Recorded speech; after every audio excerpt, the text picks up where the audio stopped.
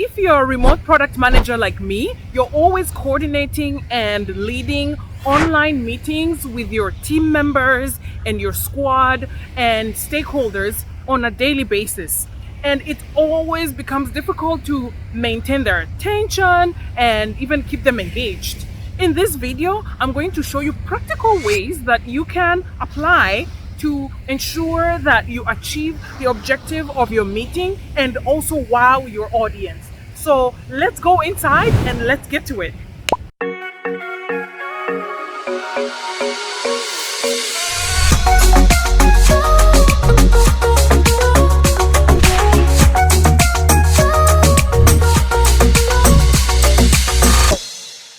There are three steps that you have to go through to ensure that you have a successful meeting.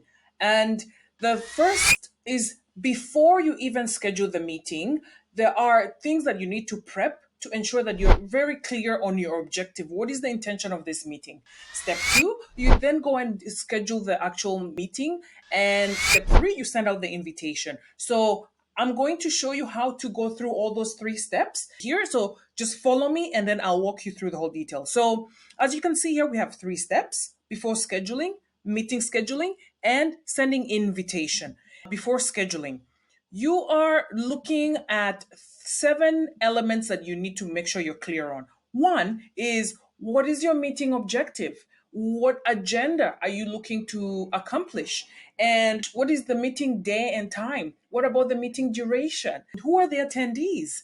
And what is the meeting format? And what about any pre-work? Is there any pre-work that the attendees have to complete, or yourself you have to complete?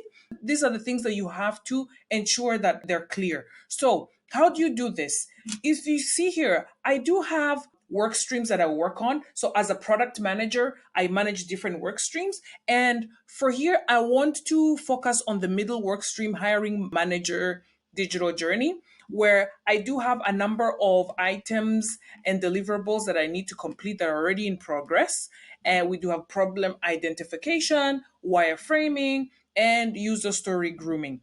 And so for the session that I'm going to schedule, my goal is to accomplish the problem identification step because it's a prerequisite for the next step for wireframing. So my goal is to bring the right people in the meeting so that we can be able to understand which problem we're looking to solve and how we're going to solve it. Once I determine that, then I move on to figuring out how I'm going to communicate this. So I do define an objective. So the objective here is to define and ideate to address pain points for the hiring manager digital journey. And then after that, I do have an agenda that I said. So for the agenda, I like to be very detailed so that everybody is very clear from the get-go what they're coming into. And that way they can really assess whether this meeting is important for them to attend in terms of whether they're adding value or not. And so I like the topic to be addressed, who's going to address it, so the owner of that topic, and the time frame. I try to also gauge, give them some suggestions of how long it will be and when we'll start and end, and the respective duration. And once I have this, I'm also looking to indicate the meeting date and time. You have to keep in mind as a product owner, especially working remotely, that most of your team members are going to also be living in different time zones, different from yours. So you want to make sure that you highlight the specific day, the specific date, the specific time, and most importantly, the specific time zone. So you can see here that I've indicated Monday, February 20th at 8 a.m. East Standard Time. That is in the US. But I'm also aware that the other attendees that I want to invite are in Singapore time zone, where others are in the UK time zone. So I then convert the time and date into their respective time zone so that they are aware on what that looks like for them. I also want to highlight the meeting duration, the meeting format. Is it online or virtual or in person? So in this case, it's going to be online. And then I want to highlight who I want to be in the meeting.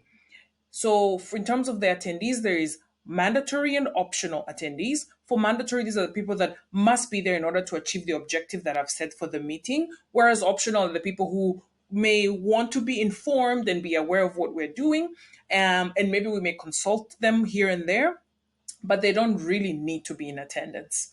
Okay.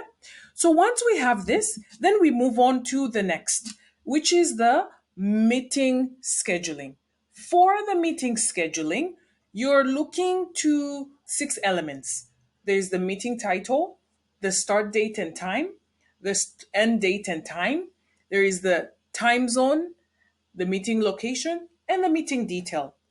These are also important because you would want to include them in your meeting invitation. So, in terms of meeting title, so we called it ideation session.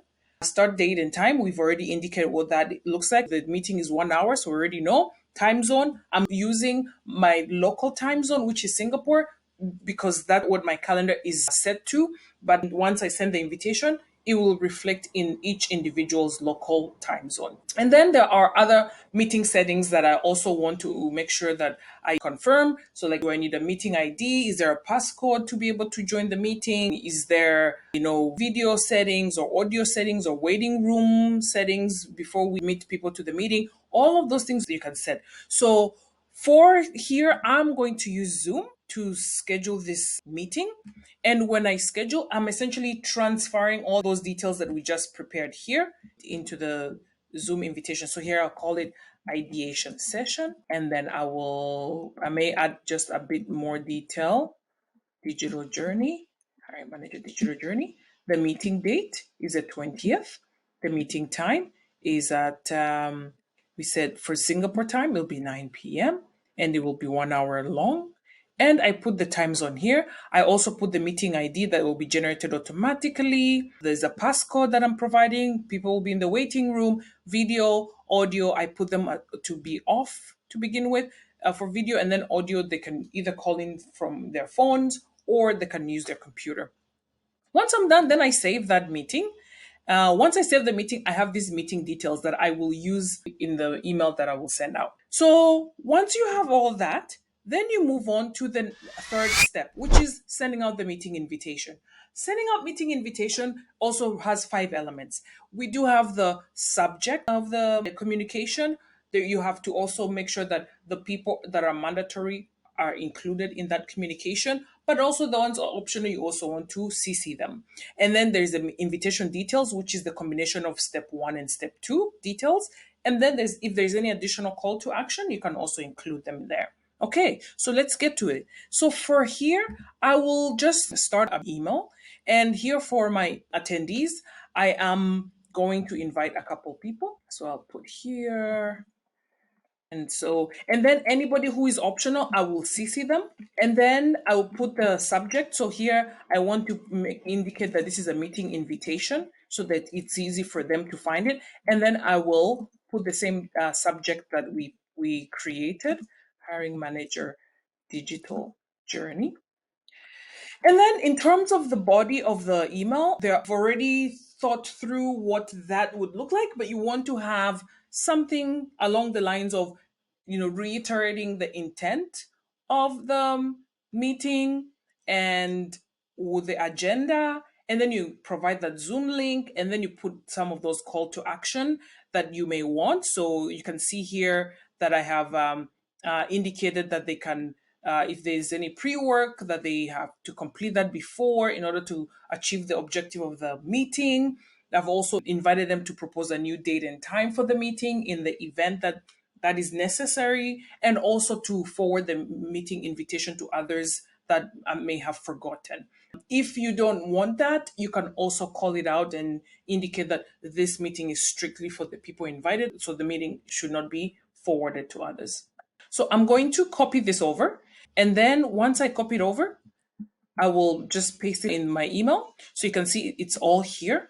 But then I just need to add in the additional details. So in terms of the agenda, I'll get a copy of the agenda. So I add it here.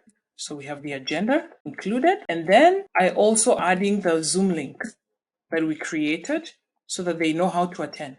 So I will copy and then I will paste it in here. I also like to clean it up so that they don't have too much detail, and I only usually leave the meeting ID, passcode, and then I just remove all the other fluff that is in there. And there you have it. So now you can see here that I have all the details and I'm ready to send this invitation to the audience that I wanted to invite. So that's it. So the invitation has gone out and you are able to receive that invitation here with all the details that I just provided. Now that you know how to prep for an online meeting, you might be wondering, what about those agile ceremonies that I have to lead every sprint? What's the best way to prep for them? If that's the case, watch this video next where I'll walk you through the specific prepping that you have to do for each ceremony based on the role that you play in that ceremony. So watch this video next and I'll see you there.